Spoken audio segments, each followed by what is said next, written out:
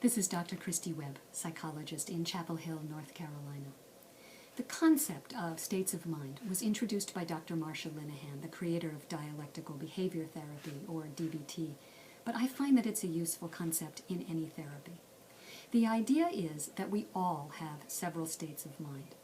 Reason mind, sometimes called rational mind, is like the computer. It's all about logic, analysis. It's like Mr. Spock or Data from Star Trek, or like Sergeant Joe Friday from Dragnet, just the facts, man. Emotion mind, on the other hand, is all about feelings. It's wearing your heart on your sleeve. It's being like a sports car and going from 0 to 60 in under 2 seconds. While reason mind is cool, emotion mind is hot, hot, hot. Some therapists also talk about body mind. Now, you experienced body mind the last time you had a headache or a backache or you had a cold. Your body ran the show. At the intersection of these states of mind is wise mind. This is where thoughts, feelings, and body sensations all come together.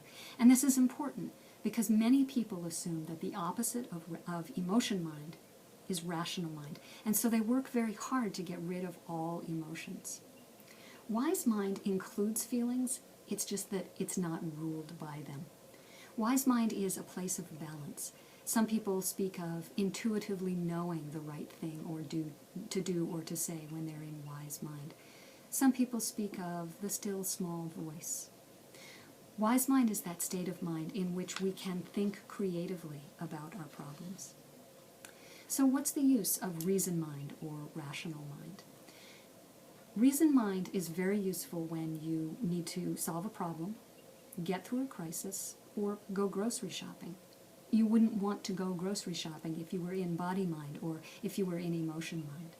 Reason mind is what we call upon when we need to assess a situation, evaluate it, and come up with a response. So what's the use of emotion mind? Well, if it weren't for emotion mind, honest to goodness, children would be left on a hillside to perish and the species would die out. Without emotion mind, no love, no joy, and believe me, you need both. When it's 2 a.m., the kid's been crying for 6 hours, and you haven't showered in 48 hours. What's the use of body mind? Well, it has a purpose too, and that's to remind us to take care of our physical needs. These include eating properly, getting the amount of sleep that's right for us, and taking care of physical illness. Clues that we're in emotion mind include a lot of judgmental words like should, ought, fair, unfair, good, bad, always, never. Impulsivity and reactivity always come from emotion mind. Clues that we're in reason mind include any insistence that we don't have feelings or that we don't know what we're feeling. Very few people actually spend a lot of time in reason mind, and when they do, it's usually because they're actually in emotion mind and they're terrified of their feelings, and so they try very hard to shut them down. So while it can look like reason mind, that can be just a disguise. Clues that we're completely in body mind can range from binging to getting drunk to over-exercising. Being in emotion mind, reason mind, or body mind all the time is a problem, but it's simply not possible to be in wise mind all the time.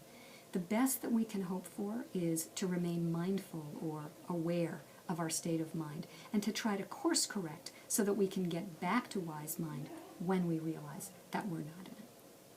Thanks for watching.